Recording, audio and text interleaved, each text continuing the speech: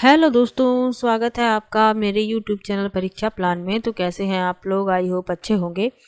और जैसा कि आप लोगों को पता है कि साइंस को एनसीईआरटी से पढ़ रहे हैं, तो क्लास 7th की बुक का 5वां लेसन है भौतिक एवं रासायनिक परिवर्तन।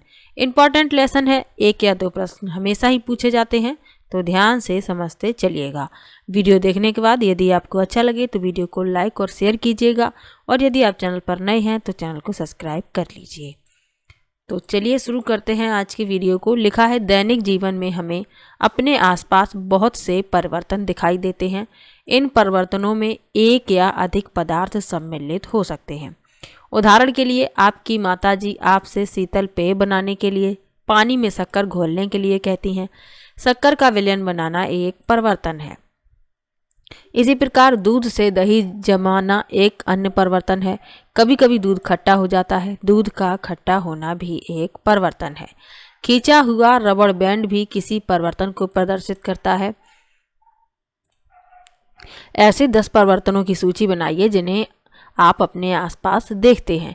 इस अध्याय में हम कुछ क्रियाकलाप करके इन परिवर्तनों की प्रकृति का अध्ययन करेंगे। व्यापक रूप से ये परिवर्तन 2 प्रकार के होते हैं, भौतिक और रासायनिक परिवर्तन। तो क्रियाकलाप पढ़ने की आवश्यकता नहीं है, हमें सीधा ये समझना है कि भौतिक और रासायनिक परिवर्तन होते क्या हैं। तो लिखा है, पदार्थ के आकार, आमाप यानी साइज, रंग और अवस्था जैसे गुण उसके भौतिक गुण होते हैं। वह परिवर्तन जिसमें किसी पदार्थ के भौतिक गुणों में परिवर्तन होता है भौतिक परिवर्तन कहलाता है। भौतिक परिवर्तन सामान्यतः उत्क्रमणीय होता है। ऐसे परिवर्तन में कोई नया पदार्थ नहीं बनता। तो जब पदार्थ के साइज, रंग और अवस्था जैसे गुणों में परिवर्तन हो जाता है तो ऐसा परिवर्तन भौतिक परिवर्तन कहलाता है। भौतिक परिवर्तन के उदाहरण क्या हैं? किसी कागज के टुकड़े करना भौतिक परिवर्तन का उदाहरण है। जल का बर्फ में परिवर्तित होना। इसके अलावा यहाँ पर जो क्रियाकलाप लिखे हुए हैं, यहाँ जैसे कागज के टुकड़े कर दिए तो ये भौतिक परिवर्तन है। चाक जो होती है उसका पाउडर जो बन जाता है, चाक से लिखते हैं, उसे यदि पीस दें तो पाउडर का रूप ले लेती है, तो उसका भौतिक स्वरूप बदल जाता है। ये भी भौतिक परिवर्तन का उदाहरण है। तो ये सभी क्या है? भौतिक परिवर्तन के उदाहरण हैं। जब आप पानी उबालते हैं तो पानी वाष्प के रूप में परिवर्तित होता हुआ आपको दिखाई देता है, तो ये भी भौतिक परिवर्तन का उदाहरण है, क्योंकि जल जो है, पानी जो है, उसके भौतिक स्वरूप में परिवर्तन हो रहा है। तो आप लोगों को उदाहरण याद रखने हैं। प्रश्न पूछा जाएगा तो उसमें उदाहरण ही दिए जाएंगे और आपसे पूछा जाएगा कि कौन सा भौतिक परिवर्तन है। तो आपको याद रखना है कि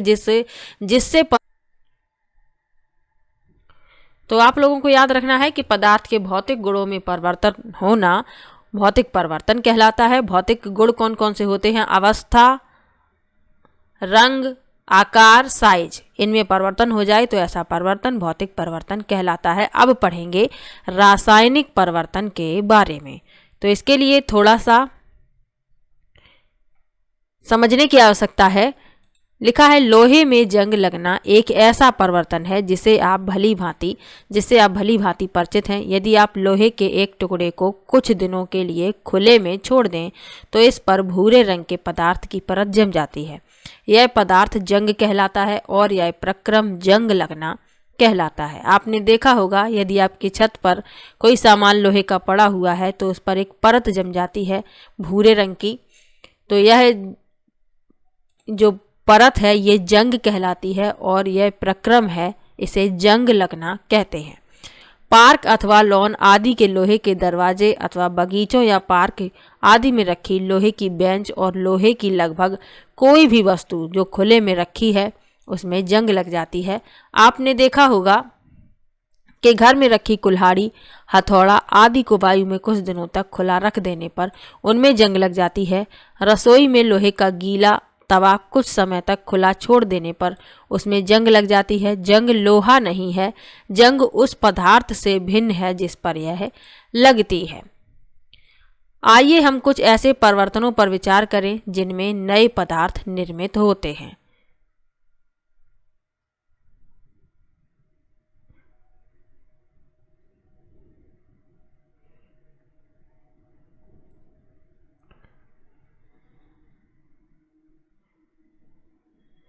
तो हमें क्रियाकलाप पढ़ने की आवश्यकता नहीं है, हमें सिर्फ ये समझना है कि रासायनिक परिवर्तन होता क्या है। तो वह परिवर्तन जिसमें एक अथवा एक से अधिक नए पदार्थ बनते हैं रासायनिक परिवर्तन कहलाता है। रासायनिक परिवर्तन को रासायनिक अभिक्रिया भी कहते हैं, यानी कि जिसमें कोई नया पदार्थ बन जाए उसे कहते हैं रासायनिक परिवर्तन। इसके उदाहरण क्या हैं? तो रासायनिक परिवर्तन के उदाहरणों में आप लोगों को याद रखना है भोजन का पाचन, ये रासायनिक परिवर्तन है। दूध का जमना, ये भी रासायनिक परिवर्तन है। दूध का खट्टा होना, ये भी रासायनिक परिवर्तन है। फलों का सड़ना, ये सभी रासायनिक परिवर्तन है। तो आप लोगों को याद रखना है कि कोई नया पदार्थ जिसमें बन जाए तो ऐसा परिवर्तन कहलाता है रासायनिक परिवर्तन। लोहे में जंग लगना, माचिस की तीली का जलना, लकड़ी का जलना, ये सभी क्या है? रासायनिक परिवर्तन के उदाहरण हैं। लिखा हुआ है रासायनिक परिवर्तन हमारे जीवन में अत्यधिक महत्वपूर्ण है। सभी नए पदार्थ रासायनिक परिवर्तनों के परिणाम स्वरूप ही बनते हैं। उदाहरण के लिए भोजन का पाचन, फलों का पकना, अंगूरों का किण्वन आदि विभिन्न रासायनिक परिवर्तनों के कारण होता है। औषधि भी रासायनिक अभिक्रियाओं की श्रृंखला का अन्योत्पाद है। उपयोगी नए पदार्थ जैसे प्लास्टिक और अपमार्जकों को रासायनिक अभिक्रियाओं के द्वारा ही बनाया जाता है। वास्तव में प्रत्येक नए पदार्थ की खोज रासायनिक परिवर्तनों का अध्ययन करके ही की गई है। हमने देखा कि रासायनिक परिवर्तन में एक या एक से अधिक नए पदार्थ निर्मित होते हैं। नए उत्पादों के अतिरिक्त रासायनिक परिवर्तन में निम्न घटनाएं भी हो सकती हैं। तो पदार्थ तो बनता ही है, इसके अलावा भी जो घटना होती हैं उसके बारे में बताया गया है। ऊष्मा, प्रकाश अथवा किसी अन्य प्रकार के विकिरण का निर्मुक्त अथवा उनका अवशोषित होना, ध्वनि का उत्पन्न होना, गंध में परिवर्तन होना अथवा किसी नई गंध का बनना, रंग में परिवर्तन होना, किसी गैस का बनना। तो ये परिवर्तन भी होते हैं, यानी ये घटनाएं भी आप उसमें देख सकते हैं रासायनिक परिवर्तन में। आगे लिखा है आपने देखा कि मैग्नीशियम के फीते का जलना एक रासायनिक परिवर्तन है। कोयला, लकड़ी अथवा पत्तियों का जलना भी रासायनिक परिवर्तन है। वास्तव में किसी भी पदार्थ का जलना एक रासायनिक परिवर्तन है। जलने के साथ सदैव ऊष्मा का उत्पादन होता है। पटाखों का विस्फोट एक अन्य रासायनिक परिवर्तन है। आप जानते हैं कि ऐसे विस्फोट से ऊष्मा, प्रकाश, ध्वनि और अरुचिकर गैसें उत्पन्न होती हैं जो वायुमंडल को प्रदूषित करती हैं। इसलिए आपको पटाखे न जलाने की सलाह दी जाती है। जब भोजन सामग्री बासी हो जाती है अथवा सड़ गल जाती है तो उसमें दुर्गंध आने लगती है। क्या हम इस परिवर्तन को रासायनिक परिवर्तन कह सकते हैं? तो बिल्कुल कह सकते हैं। ये रासायनिक परिवर्तन ही होता है जब भोजन खराब हो जाता है। आगे लिखा होगा यदि सेब को काटने के बाद तत्काल ना खा लिया जाए तो उसके कटे हुए टुकड़े भूरे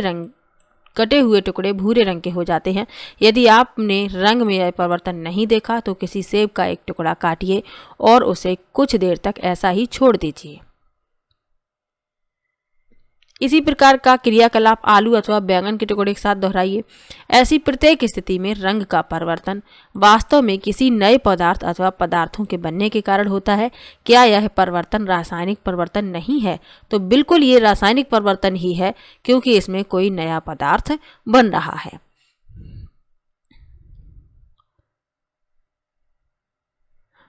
आगे लिखा है अध्याय 4 में आपने अम्ल और क्षारक को परस्पर मिलाकर उदासीन किया था। क्या उदासीनीकरण की अभिक्रिया रासायनिक परिवर्तन है? तो ये आप लोग बताएंगे कि रासायनिक परिवर्तन है, उदासीनीकरण की अभिक्रिया रासायनिक परिवर्तन है कि नहीं। आगे लिखा है लोहे में जंग लगना। तो लोहे में जंग लग जाता है तो इसके लिए कुछ उपाय बताए गए हैं कि लोहे को जंग से कैसे बचाया जा सकता है। इसके लिए तो चलिए पढ़ लेते हैं। लिखा है आइए हम जंग लगने की घटना पर पुनः विचार करते हैं। यह एक ऐसा परिवर्तन है जो लोहे की वस्तुओं को प्रभावित करता है और धीरे धीरे उन्हें नष्ट कर देता है। चूंकि लोहे का उपयोग सेतु यानी पुल, जहाज, कार, ट्रक आदि का ढांचा तैयार करने और अन्य वस्तुओं को बनाने के लिए किया जाता है, अतः जंग लगने के कारण होने वाली आर्थिक हानि बहुत अधिक होती है। जंग लगने की प्रक्रिया को निम्नलिखित समीकरण द्वारा व्यक्त किया जाता है। ये समीकरण लिखा हुआ है। लिखा है जंग लगने के लिए ऑक्सीजन और जल दोनों की उपस्थिति अनिवार्य है। तो जंग लगती है ऑक्सीजन और जल दोनों की उपस्थिति के कारण ही। वास्तव में यदि वायु में आर्द्रता की मात्रा अधिक है अर्थात नमी अधिक हो तो जंग जल्दी लग जाती है। हम जंग लगने से रोकथाम कैसे करते हैं? लोहे की वस्तुओं को ऑक्सीजन अथवा जल दोनों के संपर्क में आने से बचा कर ही ऐसा किया जा सकता है। इसका एक सरल उपाय उन पर पेंट अथवा ग्रीज की एक परत चढ़ाना है। वास्तव में लोहे की सभी वस्तुओं पर नियमित रूप से पेंट अथवा ग्रीज की परत चढ़ाते रहना चाहिए जिससे उनमें जंग लगने को रोका जा सके। एक अन्य उपाय लोहे के ऊपर क्रोमियम अथवा जस्ता जैसी किसी धातु की परत चढ़ाना है। लोहे पर जिंक की परत चढ़ाने का प्रक्रम यशद लेपन यानी गैल्वेनाइजेशन कहलाता है। अपने घरों में पानी की आपूर्ति के लिए उपयोग में होने वाले लोहे के पाइप यशद लेपित होते हैं जिससे उनमें जंग नहीं लगता। तो अब आप समझ गए होंगे कि खिड़की और दरवाजे यदि लोहे के हैं तो समय समय पर उन पर पेंट किया जाता है ताकि उन्हें जंग से बचाया जा सके। और जो लोहे के पाइप होते हैं जिनका उपयोग पानी की लाइन डालने के लिए किया जाता है तो वो पाइप क्या होते हैं? यशद लेपित होते हैं यानी गैल्वेनाइजेशन किया जाता है, उन पर जिंक की परत चढ़ाई जाती है ताकि उन्हें जंग से बचाया जा सके।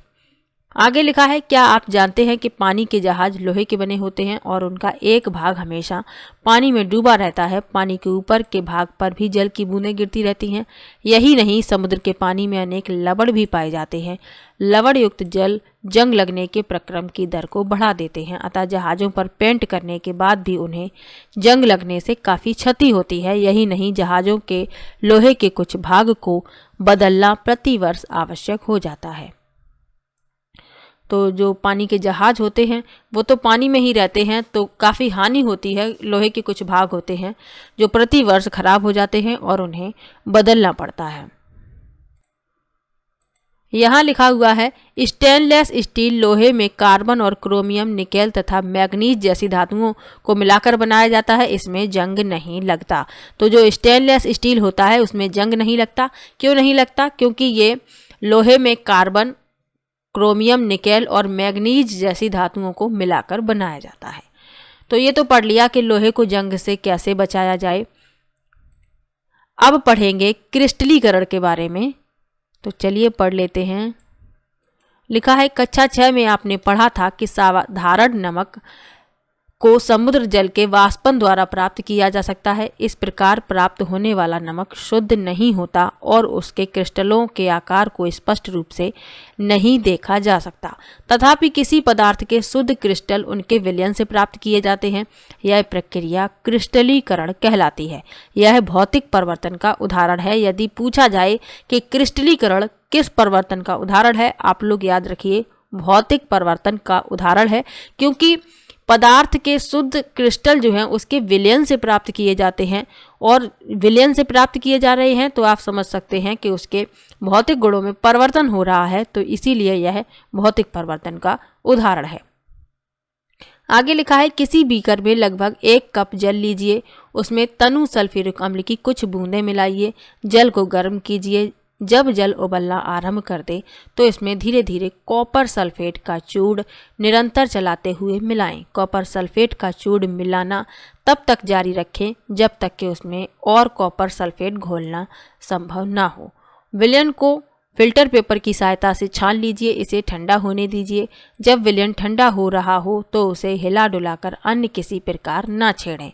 कुछ समय बाद विलयन को देखिए, क्या आपको कॉपर सल्फेट के क्रिस्टल दिखाई देते हैं? यदि नहीं तो कुछ और समय तक प्रतीक्षा कीजिए।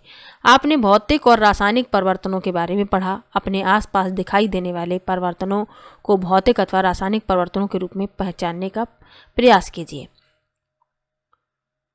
तो आपको क्रिस्टलीकरण में यही याद रखना है कि किसी पदार्थ के शुद्ध क्रिस्टल उसके विलयन से प्राप्त किए जाते हैं और यह प्रक्रिया कहलाती है क्रिस्टलीकरण। ये क्रियाकलाप आप लोगों को याद रखने की आवश्यकता नहीं है।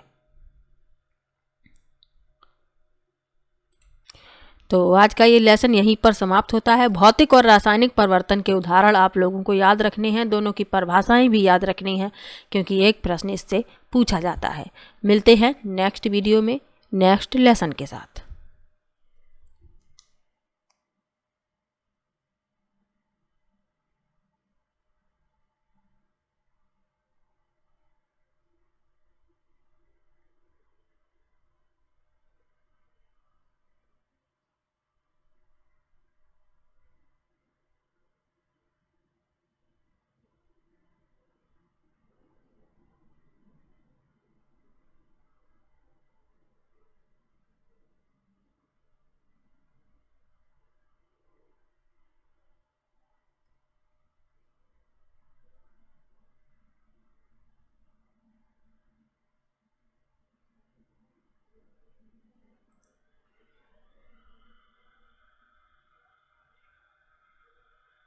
तो वीडियो कैसा लगा कमेंट बॉक्स में ज़रूर बताइएगा। वीडियो को लाइक कीजिए, शेयर कीजिए और चैनल को सब्सक्राइब कर लीजिए।